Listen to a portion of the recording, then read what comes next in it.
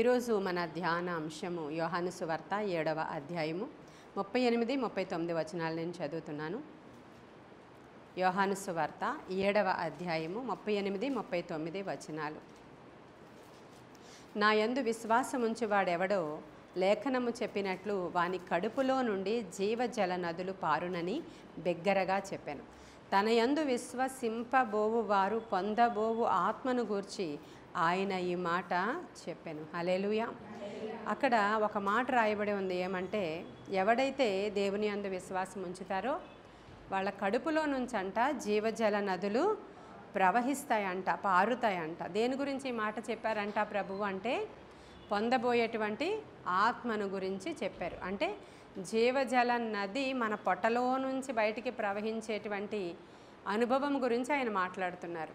అంటే మనము దేవుని యొక్క ఆత్మను అంటే ప్రభువారిని సొంత రక్షకుడిగా అంగీకరించిన తర్వాత మన లోపల ఆయన వస్తారు అని చెప్పాను నేను.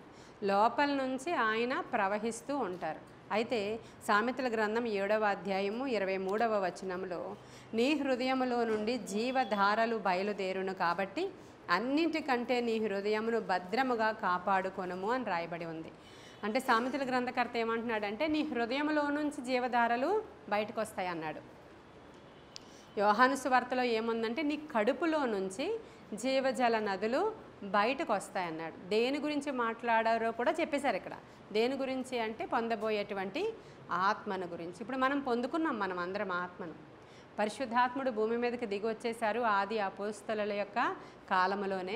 మరలా యుగ సమాప్తి వరకు వెళ్ళరు, ఆయన ఇక్కడే ఉంటారని మనందరికీ క్లియర్గా తెలుసు. ఆయన ఇక్కడే ఉంటారు. ఎక్కడున్నారు?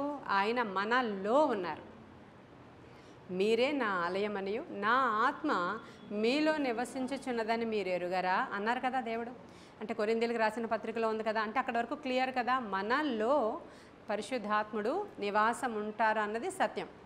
మనమే దేవుని యొక్క ఆలయమై ఉన్నాము అనేది సత్యం. ఇప్పుడు మన కడుపులో నుంచి జీవధారలు బయటికి ప్రవహించాలనేది కూడా సత్యం. మన హృదయము అన్నిటికంటే చాలా జాగ్రత్తగా చూచుకొనవలెను. ఎందుకని అంటే హృదయము చాలా చెడ్డది, చాలా చెడ్డది హృదయం. ఇది ఒక రోగం కలిగి ఉందని ఇర్మియా అన్నాడు. ఘోరమైన వ్యాధి కలిగింది. నీ హృదయాన్ని నువ్వే నమ్మకూడదు, నీ హృదయాన్ని నీవే నమ్మకూడదు. ఈరోజు ఒకలా మాట్లాడుతుంది అది, రేపు ఒకలా మారిపోయేటువంటి అవకాశము ఉంది. కాబట్టి నీ లోపల నుంచి ఒక స్వరము వినబడుతుంది. అది ఎవరిదంటే పరిశుద్ధాత్ముని యొక్క స్వరం.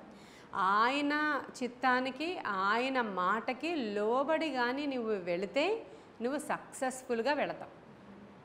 అలా కాకుండా ఆ మాటను నీవు నిర్లక్ష్యము చేసి పరిశుద్ధాత్మ లోపల నుంచి నీకు ఏం చెప్తున్నారో దానిని నీవు నిర్లక్ష్యము చేసి నీ చిత్తాన్ని నీవు నెరవేర్చుకుంటూ వెళ్ళినప్పుడు ఆయన నీలో నుంచి ప్రవహించడం ఆపేస్తారు, ఆగిపోతుంది. లోపల నుంచి జీవజలధారలు బయటికి రావు, అక్కడ స్టాగ్నెట్ అయిపోతుంది అన్నమాట అది.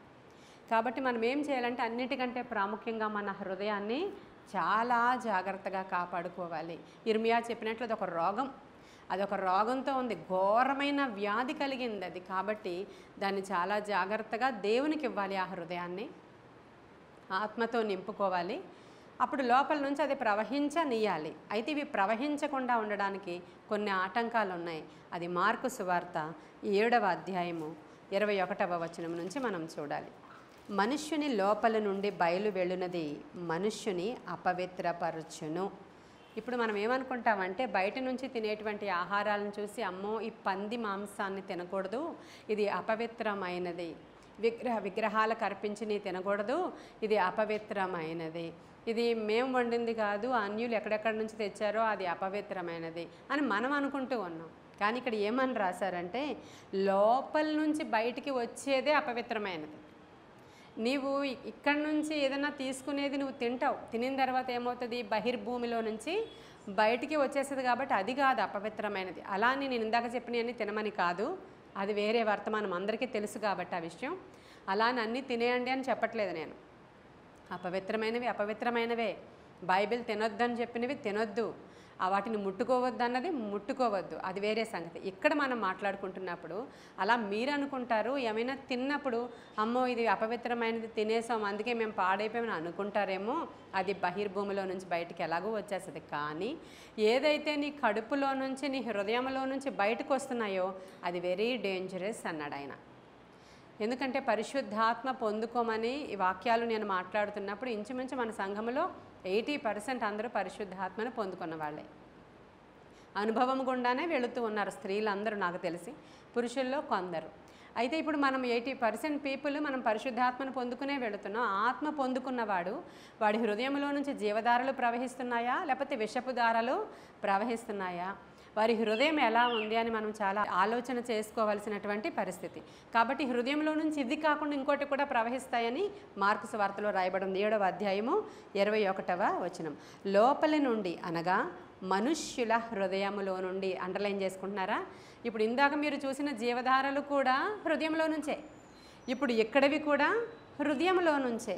ఎలా వస్తున్నాయి? ఇప్పుడు మనుష్యుని లోపల నుండి బయలు వెళ్ళునది మనుష్యుని అపవిత్రపరచుని లోపల నుండి అనగా మనుష్యుల హృదయములో నుండి దురాలోచనలను, జారత్వములను, దొంగతనములను, నరహత్యలను, వ్యభిచారులను, లోభములను, చెడుతరములను, కృత్రిమమును, కామవికారమును, మత్సరమును, దేవదూషణయు, అహంభావమును, అవివేకమును వచ్చును. ఈ చెడ్డవన్నీ లోపలి నుండియే బయలు వెళ్ళి మనుష్యుని అపవిత్రపరచునని ఆయన చెప్పాను. చూసారా ఎన్నున్నాయో ఇక్కడ? మీరు పవిత్రంగా ఉన్నారా మీరు అపవిత్రంగా ఉన్నారా అని తెలియాలంటే ఏం చేయాలంటే మీ లోపల నుంచి ఏమొస్తున్నాయో దాని మీదే మీ యొక్క వ్యక్తిగత అంటే జీవితం ఆధారపడి ఉంది, మీ వ్యక్తిత్వము కూడా ఆధారపడి ఉంది. ఏమి మన లోపల నుంచి వస్తున్నాయో అది మనం చాలా జాగ్రత్తగా గమనించుకోవాలి. ఇక్కడ ఉన్నటువంటి వాటిల్లో చాలా మటుకి చాలా మందిలో ఉన్నవే. లోపల నుంచి బయటకు వచ్చేవన్నీ కూడా జారత్వములు, ఇంకా దొంగతనాలు, ఇవన్నీ కూడా మనం వెళ్ళి ఎవరింట్లోనే దొంగతనం చెయ్యం. కానీ ఇతరులది ఏదైనా మన ఇంట్లో ఉండిపోయినప్పుడు నెగ్లెక్ట్ చేస్తాం, పర్వాలేదులే అని. అప్పుడు మనం అంటే వాళ్ళేమోని ఇచ్చేసారేమో అనుకుంటారు అనమాట. వాళ్ళు ఇచ్చేసారేమో, మనం ఇచ్చాం కదా మళ్ళీ అడిగితే బాగోదు అనుకుంటారు. ఏదో వస్తువే కానీ, లేదా ఏదో ఒక గిన్నె కానీ, ఏదో ఒక బుక్కే కానీ, ఏదో ఒక వస్తువే కానీ అనుకుందాం పోనీ. వాళ్ళు అలా అనుకుంటారు, మనమేమో వాళ్ళు మర్చిపోయారు కదలే అని చెప్పి వదిలేస్తాం. అది దొంగతనమే కదా, అది దొంగతనమే. ఇతరులది ఆశించొద్దు అని చెప్పింది బైబిల్. అది కూడా ఒకలాంటి దురాలోచనే. నీది కానిది నువ్వు ఎంత మాత్రం కూడా ఆశించొద్దు అన్నారు. ఎందుకంటే ఇతరులది మనము ఆశించి దురాలోచనలు అనమాట. అదంతా మనం తీసేసుకుందాం, మనం పొందేసుకుందాం. వాళ్ళు వదిలేశారు, చాలా రోజుల నుంచి ఇలా ఉంచేశారు, మనం అది కబ్జా చేద్దాం, లేకపోతే ఉంచేసుకుందాం, మనం వాడేసుకుందాం. ఇలాంటి దురాలోచనలు చేస్తూ ఉంటారు చాలామంది. ఇతరులది మనం తీసుకుంటాం. వెరీ డేంజరస్ హార్ట్ అనమాట వాళ్ళది. వాళ్ళ హృదయంలో ఆలోచనలు ఎలా ఉంటాయంటే ఇంకొకరిది ఎప్పుడు తీసేసుకుందామా అని, ఎప్పుడు కూడా ఇంకొకరి నుంచి తీసేసుకోవడమో, ఇంకొకరికి హాని చేయడమో, ఇంకొకరికి హాని తలపెట్టడమో, లేదంటే ఒక స్వార్థపరమైన ఆలోచనలు, ఇలాంటివన్నీ దురాలోచనలు. ఇంక నేను దీన్ని వివరించి ఏం చెప్తాము? మంచి ఆలోచనలు కాని వాటిని అన్నిటిని కూడా దురాలోచనలే అంటాం. మంచి ఆలోచనలు రావు చాలామందికి. వాళ్ళ ఇంట్లో ఒక్కరే ఉన్నారు అని అంటే కొంతమందికి చాలా దురాలోచనలు వస్తూ ఉంటాయి. ఇప్పుడు నేను చెప్పిన లాంటి ఆలోచనలు, ఇంకా ముందుకు పోతే దేవుని మీద కోపం తెచ్చుకునే ఆలోచనలు, మనకి ఇంకా జరగలేదు కాబట్టి ఇలా చేద్దాం, అలా చేద్దాం, మానేద్దాం, పాస్టర్ గారికి చెప్పేద్దాం, మనం ఈ విధంగా ఉండిపోదాం, కోపగించుదాం, ఇలాంటివన్నీ కూడా మనకి దురాలోచనలు వస్తూ ఉంటాయి. ఇలా కాకుండా చాలామంది ఇవి మాత్రమే కాకుండా ఇంకా చెడ్డ ఆలోచనలు ఆలోచించే వాళ్ళు కూడా ఉన్నారు. ఎందుకంటే మన చేతిలో ఈరోజు సాతానుకు సంబంధించినటువంటి టెక్నాలజీ కలిగినటువంటి సెల్ ఫోన్ మన దగ్గర ఉంది. అది మంచి టెక్నాలజీ ఉంది, సాతానికి సంబంధించిన టెక్నాలజీ ఉంది. మంచికి మనం వాడుకునేది కొంచెమే. ఇక్కడ కూర్చున్న మన అందరికీ మంచి దాంట్లో ఏం దొరుకుతుంది అన్నట్టు? వంటల ప్రోగ్రాం తప్ప, అంతే కదండి. మనకంత ఏం అవసరం? సాఫ్ట్వేర్ వాళ్ళకైతే అవసరం అండి, చదువుకునే పిల్లలకైతే అవసరం అండి, ఒక హౌస్ వైఫ్గా ఉన్న వాళ్ళకి ఏం అవసరం? యాక్చువల్గా టెక్నికల్గా పనిచేసే వాళ్ళకి అవసరం, ఈ పిల్లలకు అవసరం, టెక్నికల్గా పనిచేసే వాళ్ళకి అవసరం. మనకేం అవసరం అంటే అవసరం లేకపోయినా మనము చూసి ఏం చేస్తామంటే అలాగ మనము ఏడవబడుతూ ఉంటాం. ఈ రోజుల్లో అధికంగా తయారైపోతున్నారు చూసారా మీరు? ఇక్కడ ఒక చైన్, ఇక్కడ ఒక చైన్, ఇక్కడ ఒక చైన్, ఇంతంత లావివి అవేవేవో చెప్తున్నారు. ఇక్కడ ఎలా కాకుండా ఇక్కడ కూడా పెట్టేసుకుంటున్నారు, దాన్ని ఏదో అంటున్నారు అనమాట. ఇక్కడ ఇక్కడ ఇక్కడ ఎందుకని అంటే మీరు దాంట్లో చూస్తున్నారు, టీవీలో, యూట్యూబ్లో, సీరియల్స్లో, ఇంకా అన్ని దాంట్లో డిస్ప్లే అవుతున్నాయి. అప్పుడు మీకు లేని కోరిక కలుగుతూ ఉంటుంది. మనకైతే ముందు తెలియదు ఇవన్నీ. దానిలో ఉన్న నగలు, దానిలో ఉన్నటువంటి అంటే బంగారమే అవ్వకర్లేదు, పిచ్చి పిచ్చి అన్నీ వేసేసుకుంటుంటారు కొంతమంది. నిజమే కదా, పిచ్చి పిచ్చి అన్నీ వేసేసుకొని అలంకరించేసుకొని ఒకటి కాదు 100. పెళ్ళి అంటే పెళ్ళి కూతురికి ఎంత ఖర్చు అవుతుందో వెళ్ళే వాళ్ళకి అంత ఖర్చు అయిపోతుందంట. ఎందుకని ఆ పెళ్ళిలో నువ్వు చాలా డాబుగా కనిపించాలి, నువ్వు చాలా దర్పంగా కనిపించాలి. ఇది వ్యర్థమైనదేనా కాదా? ఈ ఆలోచనలు, వాళ్ళకంటే నేను చాలా డాబుగా కనిపించాలి, వాళ్ళ పిల్లల కంటే మా పిల్లలు చాలా డాబుగా కనిపించాలి, వాళ్ళు 10,000 డ్రెస్ కొన్నారా, నేను 25,000 డ్రెస్ కొంటాను. ఇది దురాలోచన. ఇది ఎందుకని అంత హెచ్చు అయిపోవాలి? మనము మంచిగా తగుమాత్రపు వస్త్రములతో చాలా జాగ్రత్తగా మీరు వండండి. మీ పిల్లల్ని చూసినప్పుడు సాధువైనట్టు, మృదువైనట్టు లక్షణాలు కనబడితే ఈ పాప ఎవరు అని అడగాలన్నమాట అందరూ. ఈ అమ్మాయి ఎవరు అని అడగాలన్నమాట. ఎందుకని అడుగుతుంది? అమ్మాయి చాలా అందంగా ఉందంటే కాదు కాదు కాదు, చాలా సాఫ్ట్ నేచర్తో ఉంది, ఎప్పుడు వాలంటీర్గా అక్కడ నుంచుంటుంది, చెప్పుల దగ్గర అబ్బాయి నుంచుంటున్నాడు, వీళ్ళెవరు ఎంత మంచి లక్షణాలు కలిగిన వాళ్ళని చాలామంది అడుగుతూ ఉంటే అప్పుడు కుమారి చెప్పింది, ఆ అమ్మాయి గురించి కావాలి ఆ వివరం, ఆ అమ్మాయి డాక్టరు అని చెప్పింది. ఓహో అలాగా, అయితే వద్దులే అని వెళ్ళిపోయింది ఆవిడ. ఆవిడ ఏ ఉద్దేశంతో అడిగిందో మనకి తెలియదు. మీకు అర్థమవుతుందా? అడగాలి మన పిల్లల్ని చూసి వాళ్ళు. ఈ రోజుల్లో దురాలోచనలు అంటే ఈ ఆలోచనలు, సాతానుకు సంబంధించినటువంటి ఆలోచనలు చేసేవన్నీ కూడా ఎక్కడి నుంచి పుడతాయి? అవి నీ హృదయంలో నుంచి. అది కూడా పాపమే. తర్వాత దొంగతనం గురించి కూడా చెప్పేశాను నేను. తర్వాత నరహత్యలు, వ్యభిచారమును, లోభములను, చెడుతనములను, కృత్రిమమును, కామ వికారమును, మత్సరం అంటే కుళ్ళండి, అంటే చెడ్డ కండ్లు అని కూడా ఇక్కడ కింద రాయబడి ఉంది. యాక్చువల్గా అయితే మత్సరం అంటే అదే కుళ్ళిబోతుతనం అంటారు. ఇక్కడ మనకి మూల భాషలో ఏం ట్రాన్స్లేట్ చేయబడి ఉందంటే చెడ్డ కండ్లు అని రాయబడి ఉంది. ఇంకా దీని గురించి అనేక సార్లు నేను బోధ చేశాను. వ్యభిచార సంబంధమైన కనుదృష్టి, స్త్రీలు మగవాళ్ళని చూసినప్పుడు, మగవాళ్ళు స్త్రీలను చూసినప్పుడు అది చాలా తప్పు అని న్యూ టెస్ట్మెంట్లో ఉన్నా కానీ వీళ్ళ యొక్క పైత్యము విపరీతము పోవడం లేదు. వాళ్ళ పనులు అలా చేస్తూనే ఉంటారు. అది చెడ్డ కండ్లు, అది అక్కడ ఎక్కడి నుంచి బయలుదేరుతుంది? అది ఆలోచన హృదయంలోంచి బయలుదేరుతుంది. అప్పుడు ఈ కన్ను దానికి ఆపరేట్ చేస్తూ ఉంటుంది. ఆలోచన హృదయంలోంచి బయలుదేరుతుంది, చెయ్యి ఆపరేట్ చేస్తూ ఉంటుంది. ఆలోచన హృదయంలోంచి బయలుదేరుతుంది, చెప్పులు వేసుకుని కాలు బయలుదేరుతుంది అనమాట. నీ హృదయంలో నుంచి ఏది చెప్తుందో అది పొట్ట వింటది, చెవి వింటది, కన్ను వింటది, నీ బాడీలో ప్రతి అవయవము వింటది. ఎవరి మాట?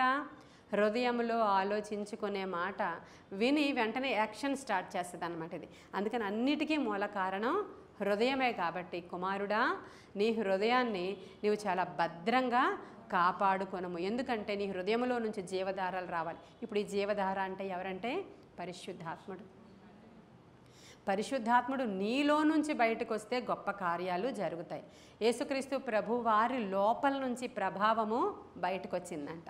వచ్చినప్పుడు ఆయన వస్త్రపు చెంగు ముట్టుకుంటే అక్కడ ఒక స్త్రీ బాగుపడింది. ఆయన లోపల నుంచి కూడా ఆయన ఆనందించారనే మాట లోకాసు వార్త 10:21లో ఆ గడియలోనే యేసు పరిశుద్ధాత్మ యందు బహుగా ఆనందించారు అని రాయబడి ఉంటుంది. ఆయన పరిశుద్ధాత్మ ఆయనలో ఉన్నారు, ఆయన యందు ప్రభువట బహుగా ఆనందించారంట. మనం తర్వాత చూస్తే ప్రభావం ఆయనలో నుంచి వచ్చిందని వేరే రెఫరెన్స్ లోక 6:19లో ఉంటుంది. ప్రభావం ఆయనలో నుంచి బయలుదేరి వచ్చి ఆమెను స్వస్థ, అంటే ఆయన లోపల ఉన్న ఆత్మను గురించి మాట్లాడుకుంటున్నాం మనం. ఇప్పుడు మనలో కూడా పరిశుద్ధాత్ముడు ఉన్నారు. ఆయన సక్రమముగా నీ పొట్టలో నుంచి, నీ హృదయంలో నుంచి బయటికి రానిస్తే నువ్వు గొప్ప కార్యాలు జరుగుతాయి. నీవు రానివ్వకుండా అడ్డు వేసేటువంటివి ఇవే మోస్ట్లీ ప్రతి హృదయంలో కూడా ఉంటాయి. ఇవి ఉన్న కారణంగా వారు ఆత్మను లోపల పరిశుద్ధాత్ముడు ఉంటాడు, కానీ దాని ప్రభావము బయటికి రాకుండా అణగద్రొక్కేటువంటి సాధనాలు ఇవే. కాబట్టి ఈరోజు మనం ఆలోచించుకోవాలి, పరిశుద్ధాత్మని మీ అందరూ పొందుకున్నాము, ఇంకా మరలా పొందుకుంటున్నాం, ప్రతిరోజు నింపబడుతున్నాం, ఇంకా మన కొలత పెంచుకుంటున్నాం, పరిశుద్ధాత్మను గూర్చిన సంగతులు నూతనంగా గ్రహిస్తున్నాం, వింటున్నాం, మన శరీరాలను ఖాళీ చేసుకుని ప్రభువా నింపయ్యా అని అడుగుతున్నాం, మనకి రాకపోతే ఏడ్చి ఆశపడి తీసుకుంటున్నాం. ఇన్ని బాగున్నాయి. ఆయన వస్తున్నారు, వెళుతున్నారు లోపలికి, నిన్ను నింపుతున్నారు. కానీ నీ హృదయం చాలా చెడ్డగా ఉంటే ఇదంతా వేస్ట్ అయిపోతుంది అన్నమాట. ఆయన ఇంక ప్రవహించలేరు నీ లోపల నుంచి. అవి అడ్డుతాయంట, అవి ఆటంకము చేసేస్తాయి. కాబట్టి ఇప్పుడు వరకు జరిగేది అదే. ఎప్పుడోనండి నేను ఆ ఇయర్లో ఒక పాస్టర్ గారు వచ్చారు, అప్పుడు పరిశుద్ధాత్మ పొందుకున్నాను అని చెప్తారు మీరు. కానీ మీ నైజం మారదు, మీ బుద్ధి మారదు, మీ ప్రవర్తన మారదు, వే ఆఫ్ టాకింగ్, మీరు మాట్లాడే విధానము మారదు, మీ నడక మారదు, మీ పడక మారదు, మీ తిండి మారదు, మీ నిద్ర మారదు. పరిశుద్ధాత్ముడు వస్తే నువ్వు బ్రాండ్ న్యూ కదా. ఆయన నీలోనికి వచ్చినప్పుడు ఆయన పరిశుద్ధాత్ముడు పైనుంచి దిగొచ్చాడు. ఆయన చాలా రిజర్వ్డ్గా ఉంటాడు. ఆయన చాలా జెంటిల్మెన్గా ఉంటాడు. ఆయన చాలా సాధువైనటువంటి స్వభావం. పావుర రూపం ఎందుకు చూపించారు అక్కడ? సాధువైన స్వభావము గలవాడు పరిశుద్ధాత్ముడు ఆయన. కాబట్టి జెంటిల్గా ఉంటాడు అనమాట ఆయన. ఆ స్వభావం మారిందా మనకి అంటే మారలేదు. పరిశుద్ధాత్మ పొందుకున్నారా మీరంటే పొందుకున్నాం అంతే. తర్వాత ఏం జరిగింది? ఏం జరగలేదండి, మామూలే. భాషలు వచ్చాయండి, అప్పుడప్పుడు మేము భాషలతో మాట్లాడతాం. ఎక్కువ అనాయింటింగ్ వచ్చేస్తే నేను నాలో నుంచి కొంచెం ప్రవచనాలు కూడా వస్తుంటాయండి అని మీరు చెప్తారు. దేవుడిచ్చిన గిఫ్ట్స్ ఆపరేట్ అవుతూనే ఉంటాయి చివరి వరకు, ఏం తీసుకోడైనా. కానీ నిత్యరాజ్యానికి వెళ్ళడానికి ఆ గిఫ్ట్స్ సరిపోవు కదా. మనం అక్కడికి వెళ్ళాలి అని అంటే పరిశుద్ధులుగా ఉండాలి. మన మాట, మన హృదయము, మన తలంపు నీ ఆలయమే పరిశుద్ధంగా ఉంటేనే మనం ఆయనని చేరుకోగలుగుతాం. అయితే మనం మామూలు వాళ్ళం కాదు. పరిశుద్ధాత్మ పొందుకున్న మనము దేవుని యందు ముద్ర వేయబడిన వాళ్ళం. ఇక్కడ పరిశుద్ధాత్మ పొందుకున్న వారికి పొందుకోలేని వారికి తేడా ఉంది. అది మనం తెలుసుకుంటే ఎఫెసీయులకు రాసిన పత్రిక 4వ అధ్యాయం 30వ వచనం. దేవుని పరిశుద్ధాత్మను దుఃఖపరచుకుడి విమోచన దినము వరకు, అనగా దేవునితో మనము ఉండుటకు విమోచింపబడే వరకు మనము పరిశుద్ధాత్మ ద్వారా ముద్రింపబడి ఉన్నాము అని రాయబడి ఉంది. ఎంత బాగుందో చూడండి అక్కడ. దేవుని పరిశుద్ధాత్మను మీరు ఆయన ఎలా దుఃఖపరుస్తాం మనం? ఈ లక్షణాలతోనే. దేవుణ్ణి దుఃఖపరచడం ఏంటండి? ఈ లక్షణాలు ఎప్పుడైతే ఆయన బిడ్డలు కలిగి ఉన్నారో, నువ్వెవరితోనైనా విపరీతంగా గొడవ పడుతున్నావు అనుకో, అప్పుడు ఆయన దుఃఖపడతాడు. నీవు ఇక్కడ బాగానే ఉంటావు, ఇంటి దగ్గర నోరు తెరిస్తే బూతులు వచ్చేస్తున్నాయి అనుకో, అప్పుడు ఆయన దుఃఖపడతాడు. ఇప్పుడు చాడీలు చెప్తున్నావు అనుకో ఎవరి గురించి అయినా, ఆయన దుఃఖపడతాడు. ఏమి భయం లేకుండా ఇతరులది అన్నీ దొంగిలించి ఏవేవో చేసేస్తున్నావు అనుకో, ఆయన దుఃఖపడతాడు. ప్రార్థన చేసుకోలేదనుకో, నువ్వు భక్తిహీనురాలు అయిపోయావు అనుకో, ఆయన నిన్ను బట్టి దుఃఖపడతాడు. భక్తిహీనురాలు అయిపోయావు, ప్రార్థన లేదు, ఏమీ లేదు, కానీ నువ్వు భ్రమలో బ్రతుకుతూ ఉంటారు కొంతమంది. నేను చాలా ప్రార్థనా పరురాలని, పరిశుద్ధాత్ముడు నాలోనే ఉన్నాడు అని భ్రమలో బ్రతుకుతూ ఉంటే ఆయన వచ్చి ఒక్కటి కొట్టి నువ్వు భ్రమలో బ్రతుకుతున్నావని చెప్పడు. బాధపడతాడు ఆయన, దుఃఖపడతాడు ఆయన. నెమ్మదిగా చెప్పడానికి ప్రయత్నం చేస్తూ ఉన్నప్పుడు ఆయన లోపల నుంచి ఒక స్వరం వస్తుంది, అదే మనస్సాక్షి. గద్దిస్తాడు ఆయన. ఫస్ట్ గద్దిస్తాడు. అమ్మో నేను 3 గంటలకు ప్రార్థన చేస్తానని చెప్పేశాను దేవుడికి ఆల్రెడీ, అందుకని ఫస్ట్ రోజు నా గద్దింపుకు నువ్వు లేస్తావు. రెండో రోజు బద్ధకం వస్తుంది, మూడో రోజు బద్ధకం వస్తుంది, 4వ రోజు కూడా మాట్లాడతాడు ఆయన, నువ్వు లేవవు ఇంకా. 5వ రోజు కాదు కదా, పరిశుద్ధాత్మ యొక్క తండ్రి దిగొచ్చినా లేవన్నమాట నువ్వు. ఎందుకంటే అలారం ఎంత మోగినా నీవు లేవవు, ఆయన తండ్రి దిగొచ్చినా నువ్వు లేవవు అనమాట. అప్పుడు ఆయన ఇంకేం చేస్తాడు? నిన్ను బట్టి ఆయన దుఃఖపడతాడు. ఎందుకని? మాట ఇచ్చి నువ్వు తప్పిపోయావు కాబట్టి నిన్ను బట్టి దుఃఖపడతాడు. ఇక వ్యసనాలతో ఉన్న వాళ్ళ గురించి చెప్పక్కర్లేదు, వాళ్ళ గురించి ఆయన దుఃఖిస్తాడు, ఆయన బాధపడతాడు. ఆయన తిరుగుబాటు స్వభావం కలిగిన వారిని చూసి మరీ బాధపడతాడు ఆయన. తిరుగుబాటు, దేవుని మీదే తిరుగుబాటు, సేవకుల మీద తిరుగుబాటు, సంఘం మీద తిరుగుబాటు. అంటే తిరుగుబాటు అంటే మనకి 2 కర్రలు, 5 కత్తులు, 3 గన్నలు తీసుకుని రారు వాళ్ళు. వాళ్ళ మాటలు చాలు, వాళ్ళ ప్రవర్తన చాలు, వాళ్ళ సేవకుల మీద చేసేటువంటి ఆ యొక్క బిహేవియర్ చాలు, వాళ్ళ సేవకులను పెట్టే ఇబ్బంది చాలు కదా. అవన్నీ కూడా చేసినప్పుడు సేవకుడు బాధపడితే ఖచ్చితంగా ఆయన బాధపడతాడు. అందుకని మీరు ఆయనను దుఃఖపరచద్దు. ఎందుకో తెలుసా? విమోచన దినము వరకు మీరు ఆయన యందు ముద్రించబడున్నారు. మీ మీద ఒక సీల్ వేయబడి ఉంది, మీరు సీల్డ్ అనమాట. ఇప్పుడు మీరు పరిశుద్ధాత్మ పొందుకుని నూతనముగా ఆత్మశక్తితో నింపబడి మీరు మీ హృదయాన్ని ఖాళీ చేసుకుని భద్రం చేసుకుని మీరు మంచిగా వెళుతున్నారనుకో. ఈరోజు నేను మీకు గ్రూప్లో ఒక వీడియో పెట్టాను, మీకు అంత ఖాళీ ఉండదు. దాంట్లో చూసారా? అమ్మ అందరికీ ఖాళీ ఉంది. అయితే వాడు ఎలా నడుస్తున్నాడో నువ్వు అలా నడుస్తావు. వాడు ఎంతున్నాడు? వాడికి ఇంకొక మమ్మీ పక్కన ఉంటేనే కానీ నడవలేడు యాక్చువల్గా. అలాంటిది పరిశుద్ధాత్మ పొందుకునే వాళ్ళకి ఎవరో ప్రక్కనక్కర్లేదు. ఎందుకు అంటే నీ మీద ముద్ర ఉంది, ఎవ్వరు నిన్ను ముట్టలేరు. హల్లెలూయా. ఏ సమస్య నిన్ను ముట్టలేదు, ఏది నీకు దరిదాపుల్లోనికి రాదు, నీకు భయం వేయదు. నీకు ఇప్పుడు ఎంత సమస్య గుండా వెళుతున్నా ఖచ్చితంగా నా దేవుడు నన్ను విడిపిస్తాడు, నేను ముద్ర వేయబడి ఉన్నాను, ఆయన చిత్తము చెప్పుని నేను వెళుతున్నాను, నా హృదయంలో నుంచి ఏ చెడ్డదే రానివ్వట్లేదు, నేను మత్సరము లేదు, నాకు కుళ్ళు లేదు, నాకు ఈర్ష్య లేదు, నా యొక్క ఆలోచనలో వ్యభిచార సంబంధమైన నైజమే లేదు, నాకు దురాలోచనలు లేవు, దొంగతనం అని రాయబడి ఉంది చూసారు కదా మీరు. ఈ దొంగతనము నా యొక్క జీవితంలో లేనే లేదు, నేను ఎవరిది ఏమీ ఆశించట్లేదు. ఈ కన్ఫర్మేషన్ నీకు ఉంటే, ఆ ముద్ర వేయబడిన దానవు నీవు ఉంటే, నీ పొట్టలో నుంచి నీ హృదయంలో నుంచి జీవధారలు, ఇప్పుడు నా నోట్లోంచి ఏమొస్తున్నాయి, జీవధారలే మిమ్మల్ని తడుపుతున్నాయి. ఎండిన ప్రతి బ్రతుకులో కూడా ఏదో ఒక మూల డ్రైనెస్తో, బాధలతో, ఇబ్బందులతో, బరువులతో ఇక్కడికి వచ్చిన వారే. కానీ ఎప్పుడైతే ఈ జీవనది నిన్ను తడుపుతుందో వెంటనే అక్కడ డ్రైగా ఉన్నటువంటి ప్లేస్ ఏమవుతుందంటే చిగురించడం మొదలు పెడుతుంది, మెత్తన చేయడం మొదలవుతుంది, ఆదరణ ఒక కలుగుతుంది, ఒక ధైర్యం వస్తుంది, ఒక నిరీక్షణ కలుగుతుంది. దాంతోనే మనం బ్రతుకుతున్నాం. ఇలాగే మనందరి హృదయంలో నుంచి జీవధారలు బయటకు వచ్చినప్పుడు అనేకులు మీ ద్వారా బ్రతకాలని ఆయన కోరుకుంటున్నాడు. అనేకులు మన ద్వారా ఆదరించబడాలని. నీవు లోకానికి ఉప్పు కదా, నీవు లోకానికి సువాసన కదా, నీవు లోకానికి వెలుగు కదా. నిన్ను చూస్తే ఆ చీకట్లో ఉన్న ప్రజలు ఆ వెలుగుని చూసినప్పుడు, వాళ్ళు నీలో ఉన్న దేవుని కాంతిని చూసినప్పుడు వాళ్ళు సేద తీర్చబడాలంటాడు ఆయన. మీతో మాట్లాడితే కొంతసేపు మాకు బాగుంటుందండి, ఇదిగో మీతో మాట్లాడుతుండగానే నాకు స్వస్థత అయిపోయిందండి అని చెప్పాలి మనతో మాట్లాడినప్పుడు. అది అయితే ఇప్పుడు ఈ ముద్ర మన మీద ఉంది. ఎవ్వరు కూడా మనల్ని ఏమాత్రం కూడా ఎవడు చేయలేడు ఏమిని. ఒక ఆలోచించండి మీరు, ఒక పోనీ పోస్టల్ ఆఫీస్ నుంచి ఒక కవర్ వచ్చింది మీకు, మామూలు లెటర్ వేరే, ఎన్వలప్ వేరే, బ్యాంక్ నుంచి కానీ ఎక్కడి నుంచి అయినా వచ్చిన దాని మీద ఒక ముద్ర సీల్ చేసి ఉంటుంది. అది అప్పుడు మీరు లేరు ఇంట్లో, అప్పుడు ప్రక్కింటి వాళ్ళు అంటారు మేము తీసుకొని ఇస్తాం ఇవ్వండి అంటారు. ఇది అలా ఇచ్చేది కాదమ్మా, ఇది ముద్ర వేయబడింది, దీన్ని ఎవరు ముట్టుకోకూడదు, ముట్టుకుంటే నా ఉద్యోగం పోతుంది, వాళ్ళు లేకపోతే తిరిగి ఎవరు పంపించారో వారి వద్దకే ముద్రతో సహా బ్యాగ్కి వెళ్ళిపోద్ది. అది అప్పటి వరకు మేము కూడా అది తెరిచి ఏముందో చూడడానికి వీలు లేదు. ఆ టైప్ సీజ్ చేయబడింది ఇది, సీల్ చేయబడింది ఇది, సీల్డ్ ఇది అని చెప్పినట్లు మనల్ని సీల్ చేశారు దేవుడు. మీ నొసళ్ళ మీద ముద్ర ఉంది, క్లియర్గా రాయబడి ఉంది కదా ఇక్కడ. ఎప్పటి వరకు ఈ ముద్ర ఉంటుంది మీకంటే విమోచన దినము వరకు. ఆయన వచ్చే వరకు నీవు సీల్డే, ఎవడు విప్పకూడదు, నిన్ను ఎవడు ముట్టుకోవడానికి వీలు లేదు, అసలు అపవాది టచ్ చేయలేడు ముద్రించబడిన వారు. రెనాల్డ్ బోంకే అని ఒక ఆయన ఉన్నారు. నేను ఆయన మీటింగ్కి వెళ్ళాను. అయితే వెళ్ళినప్పుడు మన వైజాగ్ వచ్చారు ఆయన. వచ్చినప్పుడు ఆయన ఎలాంటి ప్రవక్త అంటే రెనాల్డ్ బోంకే, మీరు ఇంటికి వెళ్ళిన తర్వాత యూట్యూబ్లో చూడండి మీకు పేరు తెలియకపోతే. అసలు చనిపోయినటువంటి వ్యక్తిని తీసుకొచ్చి ఆయన మీటింగ్ వస్తాడు ఈ రోజు అంటే, ఆ మీటింగ్ జరిగేటువంటి డయాస్ కింద ఆ వ్యక్తిని పెట్టేసి కూర్చొని చూస్తున్నారు వాళ్ళు అక్కడ. ఆయన స్టేజ్ ఎక్కగానే వాడు బతికిపోయి బయటకు వచ్చాడు.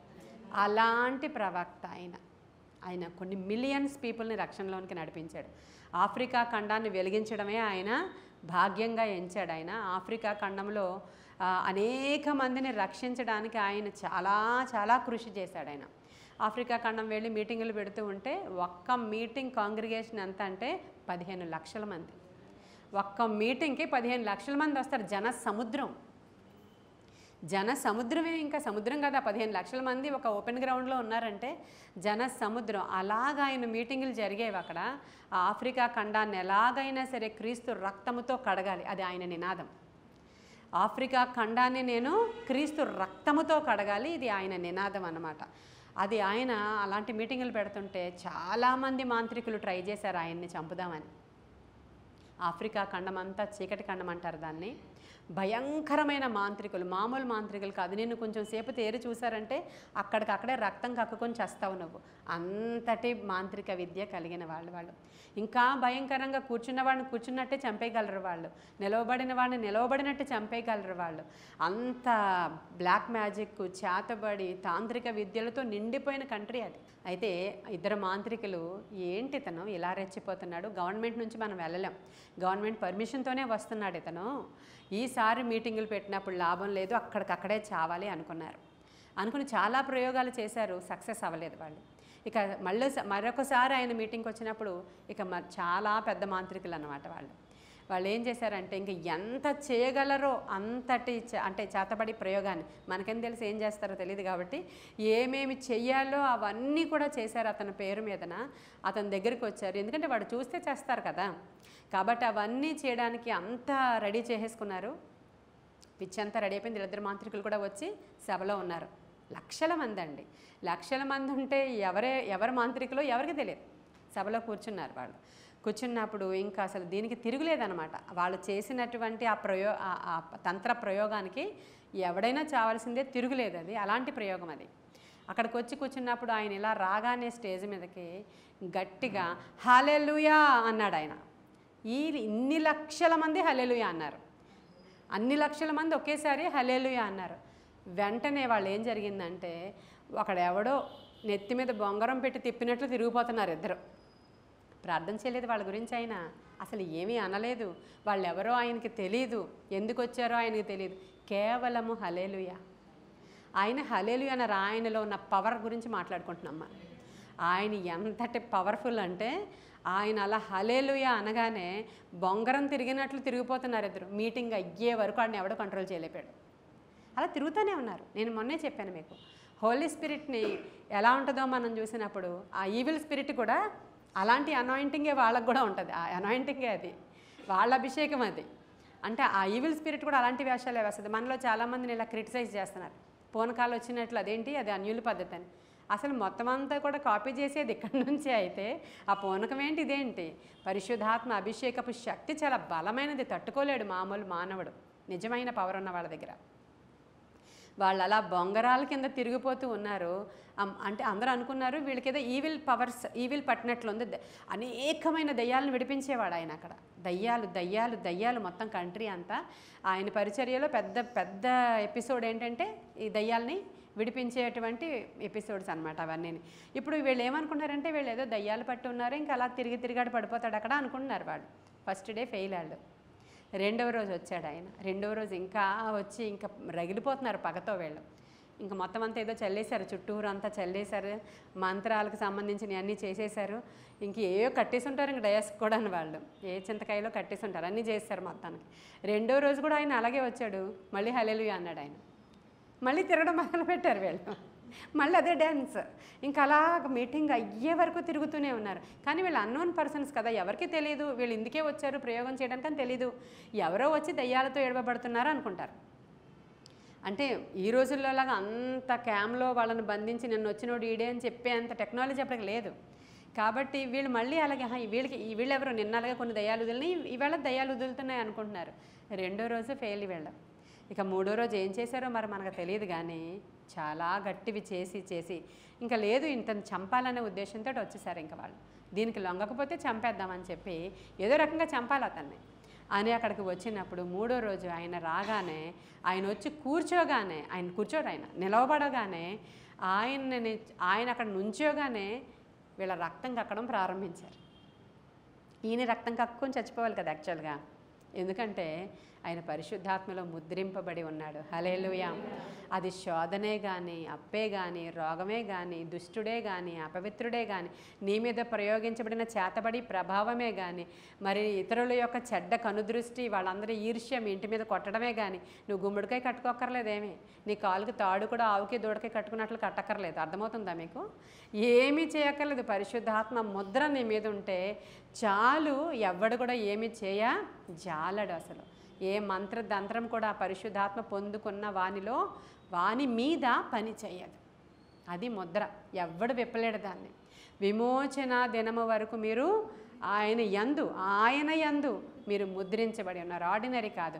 పరిశుద్ధాత్మ పొందుకుంటే ఏముందిలే, పొందుకోకపోతే ఏముందిలే, దాని గురించి అంత ఆలోచించాల్సిన అవసరం లేదు. వాక్యం చదువుకోండి, ప్రార్థనకి వెళ్ళండి, నమ్మకంగా దేవుని సన్నిధిలో ఉండండి, టైత్ ఇవ్వండి, రెగ్యులర్ రండి, మీరు సరిపోతుంది, ఇంకా ఎక్కువగా ఆలోచించకండి అని కొంతమంది బోధకులు చెప్తూ ఉన్నారు. మరి ఇక్కడ పరిశుద్ధాత్మ మీరు పొందుకోండి అని శిష్యులకి ఎందుకు చెప్పారు అంటే ఆ రోజుల్లో వాళ్ళకది అవసరం. యోవేలు చెప్పిన ప్రవచన నెరవేర్పు అప్పుడు జరగాలి కాబట్టి జరగాలి, కానీ ఇప్పుడు మీకు అక్కర్లేదు. ఆగిపోయినాయి, భాషలు ఆగిపోయినాయి, ప్రవచనాలు ఆగిపోయినాయి, కృపావరాలు ఆగిపోయినాయి, అన్నీ ఆగిపోయినాయి అంటున్నారు. మనం చూసినప్పుడు స్వస్థతలు ఆగలేదు, భాషలు ఆగలేదు. ఆనాటి నుంచి ఈనాటి వరకు ఒక్కొక్క దశాబ్దంలో, ఒక్కొక్క శతాబ్దంలో ఒక్కొక్కరు రివైవల్ తెస్తూనే ఉన్నారు. వారి ద్వారా షెకైనా గ్లోరీ భూమి మీదకి వస్తూనే ఉంది. ఈ రోజు వరకు అటువంటి భక్తులు భూమి మీద నిలిచే ఉన్నారు. వాళ్ళే ఈరోజు సంఘాలకి ఫౌండర్స్గా ఉన్నారు. ఈరోజు ఒక్కొక్క సంఘానికి ఒక్కొక్క ఫౌండర్. ఎవరు? దేవదాస్ అయ్య గారు ఒక ఫౌండర్, భక్త సింగ్ గారు ఒక ఫౌండర్, ఇలాగ హెబ్రోన్కి ఒక ఫౌండరు, ఇంకో దానికి ఇంకొక ఫౌండరు, ఎల్ఈఎఫ్కి ఒక ఫౌండరు, అందరు ఫౌండర్లు ఉన్నారు. వాళ్ళ యొక్క సొంత ఎక్స్పీరియన్సెస్తో, వాళ్ళ సొంత దేవుడిచ్చినటువంటి గైడెన్స్తో వాళ్ళ ఆ సంఘాలని, సిద్ధాంతాలని పెట్టారు. వాళ్ళని ఫాలో అయ్యేవారు ఆయన్ని ఫాలో అవుతారు. మరి హెబ్రోన్లో భక్త సింగ్ గారిని ఫాలో అవుతారు, బైబిల్ మిషన్లో ఆయన్ని ఫాలో అవుతారు, లోదర్ మిషన్లో లోదరన్ గారిని ఫాలో అవుతారు. పెంతెకోస్తు వాళ్ళు పెంతెకోస్తు సంఘ స్థాపకులు ఎవరున్నారో వాళ్ళనే ఫాలో అవుతారు. మనం దేన్ని ఫాలో అవ్వమని చెప్పింది బైబిల్ అంటే అపోస్తలుల బోధ, ప్రార్థన, రొట్టె విరుచుట, ఇంకా దాంట్లో ఉన్నాం మనం నిలిచి. అపోస్తలులు ఏం బోధ చేశారు? ప్రవచనాలను నిర్లక్ష్యం చేయకండి, కృపావరాలను అలక్ష్యం చేయకండి. ప్రవచించువాడు మరి అంటే అవిశ్వాసులు వాళ్ళందరూ ఎవరైనా వచ్చినప్పుడు, ఇలాంటి ప్రవచనం వాడి నుంచి వచ్చినప్పుడు వాళ్ళందరూ రక్షించబడతారు. కాబట్టి ప్రజ్వరిల్ల చేసుకోండి మీ కృపావరాలనే. భాషలతో మాట్లాడేవాడు తనకే క్షేమాభివృద్ధి కలగజేసుకుంటున్నాడు. అవిశ్వాసులకే సూచన కానీ విశ్వాసులకు కాదు అంటే, విశ్వాసులు ఎవరో భాషలతో మాట్లాడకూడదు, అవిశ్వాసులు మాట్లాడాలన్నాడు ఒక ఆయన. అలా కాదు, నీవు భాషలతో మాట్లాడడము అటువైపు ఉన్నవాడు వినినప్పుడు ఆ భాష వీడికి సంబంధించిన భాష అయితే వెంటనే మారిపోవడం అనేది మేడగదిలో చూస్తాం మనం. మేడగదిలో అక్కడికి వచ్చిన వాళ్ళందరూ రకరకాల లాంగ్వేజెస్ వాళ్ళు. ఈ పామరులైన వాళ్ళు, లోకల్ పీపుల్, అక్కడున్నటువంటి యూదులు వాళ్ళేంటి మా లాంగ్వేజ్లు మాట్లాడుతున్నారని భాషలు మాట్లాడడం ద్వారా ఆ అవిశ్వాసులు విశ్వాసంలోనికి వచ్చేసారు. అది సూచన అక్కడ. అర్థమవుతుందా మీకు ఈరోజు? కాబట్టి పరిశుద్ధాత్మను మనం పొందుకుంటూ వెళుతున్నాం ముందుకి. ప్రతి వారం, ప్రతి దినం ఈ 30 దినాలు ఆత్మ కొరకైన ఆరాటంతో పాటలైతే పాడతాం ప్రతి వారం. ఆత్మనిమ్ము ఆత్మనిమ్ము యేసునామంలో అని. అది మామూలు పాట కదా అనుకుంటున్నాం మనం. నిజముగా అనుభవించి ముందుకు వెళుతున్నప్పుడు ఎన్ని బెనిఫిట్స్ ఉన్నాయో దీంట్లో చూసినప్పుడు మనకి దుష్టుడు ద్వారా వచ్చినదే. మనకి శోధన అంతా కూడా శోధకుడి ద్వారా వచ్చింది. యోబుకి శోధన దేవుడి ద్వారా కాదు కదా, శోధకుడి ద్వారా. ఇప్పుడు అప్పు శోధకుడి ద్వారా, పిల్లలు చనిపోవడం శోధకుడి ద్వారా, ఆస్తి పోవడం శోధకుడి ద్వారా.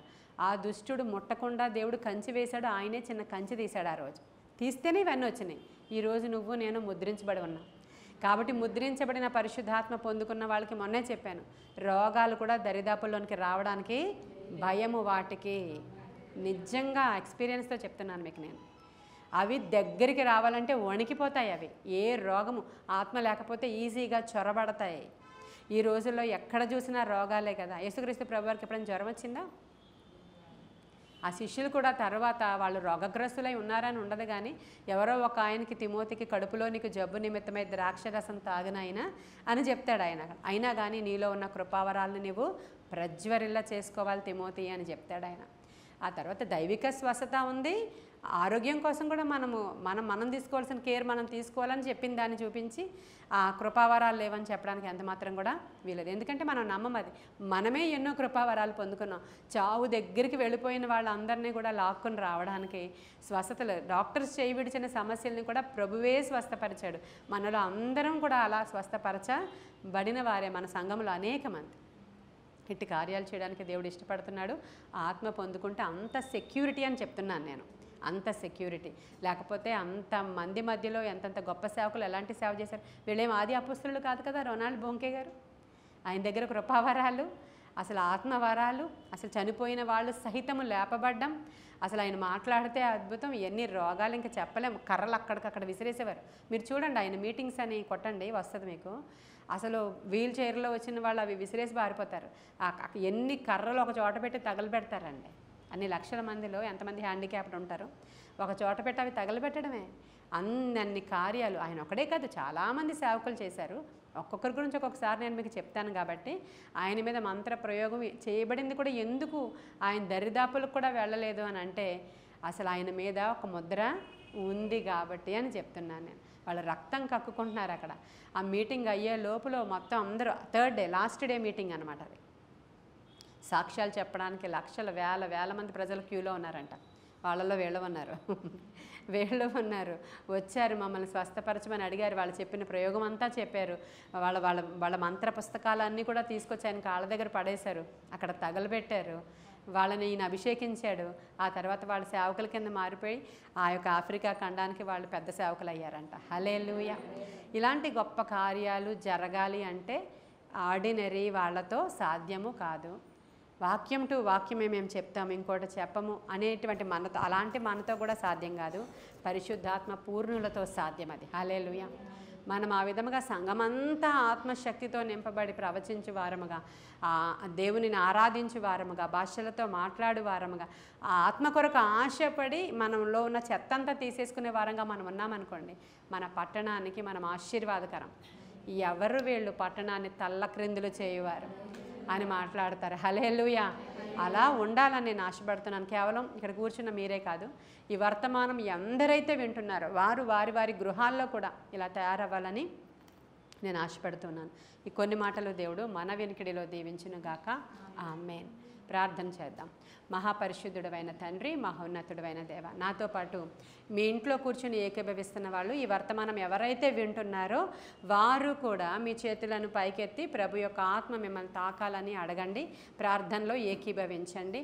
మాట్లాడుతూ ఉండగానే ఈ మాటలలో ఉన్న శక్తి మిమ్మల్ని తాకులాగున మీరు ఆశపడి ఈ వర్తమానాన్ని చూడండి. మహాపరిశుద్ధుడైన తండ్రి, మహోన్నతుడైన దేవ, సర్వాంతర్యామి, సర్వశరీరులకు దేవుడా, సకల ఆశీర్వాదాలకు కారణభూతుడైన తండ్రి, ఎవరైతే వింటున్నారో చెవిగలవాడు వినుగాక అన్నావు ప్రభా.